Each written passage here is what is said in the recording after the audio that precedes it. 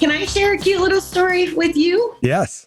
And it's on this topic. And again, it's stolen. There's this guy, Guy Waltman, who is just a beautiful soul. He's very into wellness and nutrition. And he would go to a local shelter where people without homes stayed.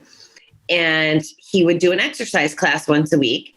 And if you had attendance, you got like almost like a punch card thing. But if you showed up for this exercise class, you got a gift card to go to the supermarket to buy good food and stuff. And at the end of every exercise class, he taught a lesson. And he welcomed, anybody who wanted to come. So one night he asks us, he says, well, what would you rather? To lose your teeth or your memory or your mind? And of course, everybody's like, well, I'd rather lose my teeth than my mind. And he goes, well, why do you brush your teeth 3 times a day? But what are you doing for your mind? So the taking care of it piece, right? You could borrow that. It's pretty good, right? That's really good. So, and that stuck with me. I mean, that one little story, and I share it every chance I can, because it's really simple. Like, what are we doing for brain health? Yep. We don't even think about it. That's why I love Dr. Amen. He's like my hero. Absolutely. Once you learn that we have to be brain warriors, and no different, same thing with the spiritual stuff. Yep. Like for me, my recovery is sustainable because I have the spiritual piece. I didn't have it the first 2 years in GA. I never figured it out. I was resisting it. I mean, that was my personal path. I'd be like, the G word. I still don't really say the G word. But, back to the individuality of recovery. But you're absolutely right, Tim. Like, you got to keep it full. And it starts with recognizing the 4 tires you need to keep full. Yes. Yes. So recognizing you're this 4-part person and that you've got these 3 dimensions, your past, your present, and your future. And when you cross those 2 and you crash those 2 together, that's when you really start to get some power. That's like, putting STP in the gas tank, like now giddy up. Now we can really start to experience. So for me, just the reality of the bottom line for me is that my belief is that I am here in physical form to experience the shit out of this place. That's why I came. Yep. Right. And so if I'm here, like, why drive a beat up like Yugo that's running like crap and can only go in first gear? Like what's my experience of this amazing, bountiful planet? What's it going to be like? Or what would it be like if I was driving a brand new Tesla that I kept clean and the air is in the tires? Like, what's my experience going to be like in that machine? Oh, it's going to be a very different experience. Same place, very different experience. And I'm going to drive that Tesla on the freeway. I'm going to figure out how to get on the freeway, right? Versus driving that Yugo, if anybody even remembers the Yugo. Maybe we'll say a Ford Fiesta. Would you rather drive a new Tesla on the freeway or a 1984 Ford Fiesta standard on surface streets and go coast to coast? Your choice. You've been given the gift of the planet, and your vehicle is your body.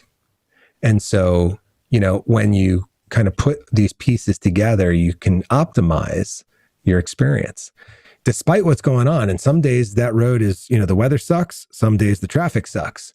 Mm-hmm. Right. But if I'm in a Tesla, I'd rather take the weather and the traffic in a Tesla than in that Yugo or that Fiesta any day of the week.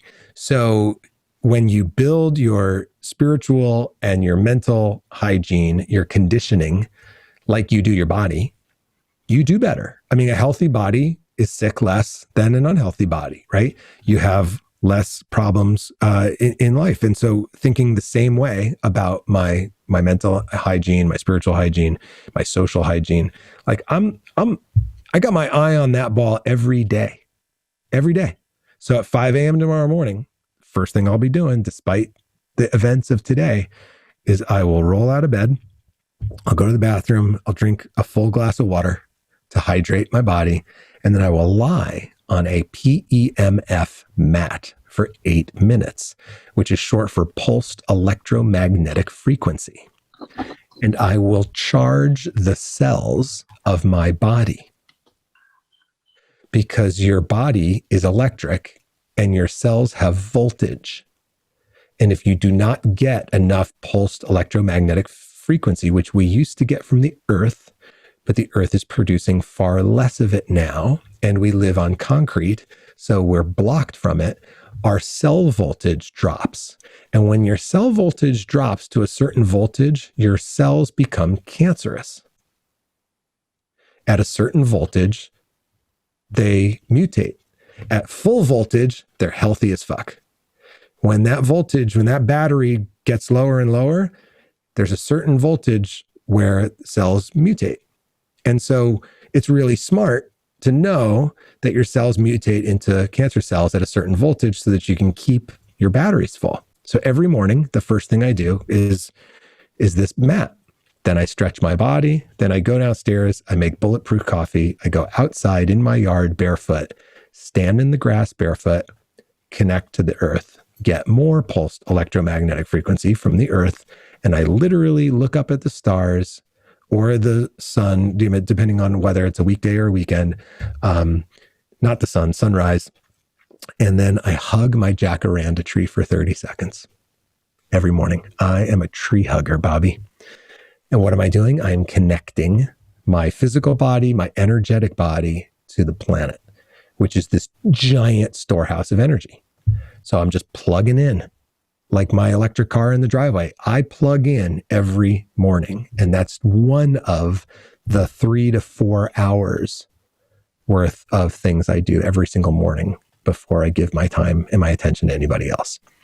So we're going to cover a bunch of different best practices for how to optimize your physical, your mental, your social, your spiritual hygiene.